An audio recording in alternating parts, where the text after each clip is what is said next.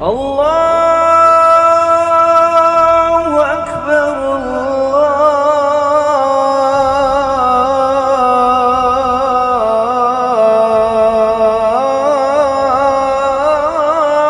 Allahu Akbar.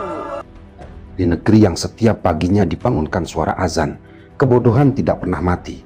Ia hanya berganti nama dan berganti wajah, tetapi tetap tinggal di kepala-kepala yang malas berpikir.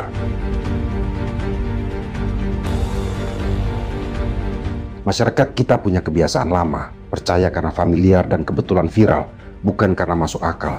Segala sesuatu yang terdengar aneh baginya, langsung dicurigai sebagai konspirasi. Sementara sesuatu yang penuh logika, malah dianggap sesat karena tidak sesuai mitos keluarga dan masyarakatnya. Dari sini, lahirlah generasi yang lebih hafal nama-nama jin daripada nama-nama ilmuwan.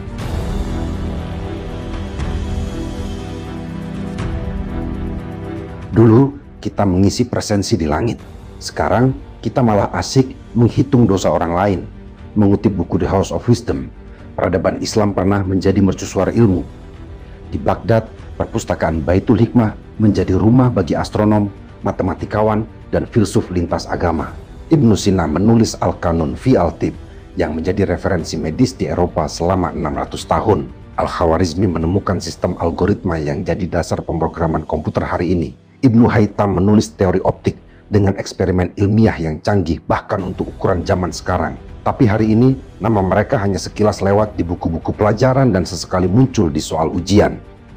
Sementara media sosial dipenuhi ustaz dadakan yang mengatakan gerhana terjadi karena Dajjal turun dari langit.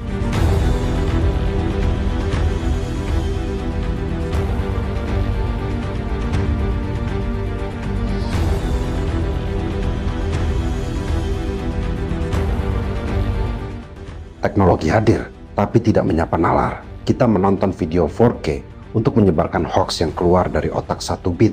Berdasarkan studi dari Cambridge Internet Institute pada tahun 2021, Indonesia masuk 5 besar dunia dalam penyebaran hoax, disinformasi berbasis mitos keagamaan dan supranatural. Mitos tentang rumah berhantu, kucing hitam pembawa sial, masih hidup dan diwariskan dengan penuh keyakinan. Mengutip buku Mistifikasi Masyarakat, ketika masyarakat kehilangan akses pada pendidikan kritis, maka kepercayaan tak berdasar akan menjadi pegangan hidup. Masyarakat mistik bukan karena bodoh, tapi karena tak pernah diajak berpikir. Jadi bukan soal IQ, tapi soal siapa yang membentuk dan mengajarinya cara bertanya. Karena dunia terlalu rumit, maka kita sederhanakan semuanya dengan teori bahwa semuanya sudah diatur. Banyak orang merasa nyaman mempercayai teori bahwa bumi datar dan berteriak NASA telah berbohong, bahwa virus corona tidak nyata, dan bahwa vaksin adalah alat elit global untuk mengontrol umat manusia.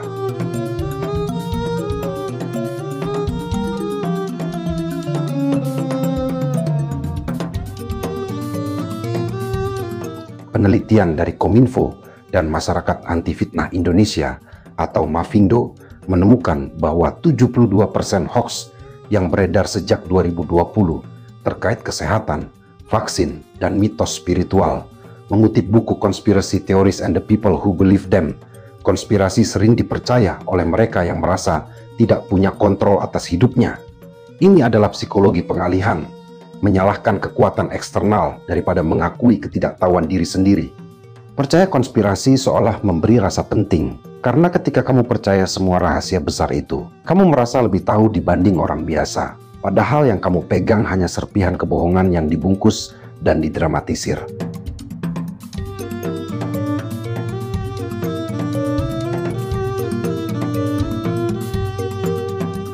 Di saat satu orang belajar 15 tahun untuk jadi dokter dan ahli, lainnya hanya perlu 15 detik untuk viral dengan video mandi kembang 7 rupa. Di TikTok, akun dengan konten tarik energi dari langit dan baca kodam bisa punya jutaan views, tapi konten edukatif dari ilmuwan seringkali sepi dan dihujat karena dianggap tidak menghibur dan tidak sesuai kepercayaannya. Mengutip buku Anti-Intellectualism in American Life, masyarakat yang mulai menolak para intelektual akan segera menyambut kebodohan sebagai identitas budaya. Kita bukan sekadar kehilangan nalar dan logika, tapi kita telah membakarnya lalu menari di atas abunya.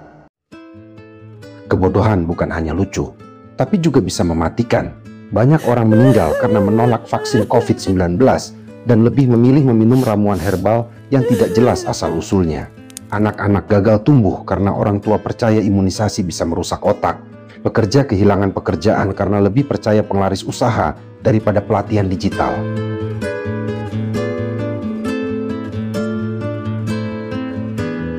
Kita tidak kekurangan sinyal dan bahan bakar, tapi kita kekurangan kemauan untuk mencari cahaya.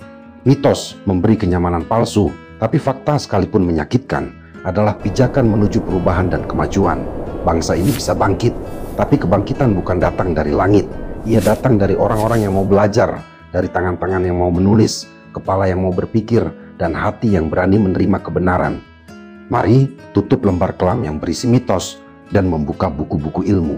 Karena masa depan hanya bisa ditulis dengan pena pengetahuan, bukan dengan jampi-jampi dan album nostalgia kebodohan. Karena sebuah bangsa yang dibangun di atas kebodohan tak perlu dihancurkan oleh musuh. Ia akan runtuh oleh dirinya sendiri.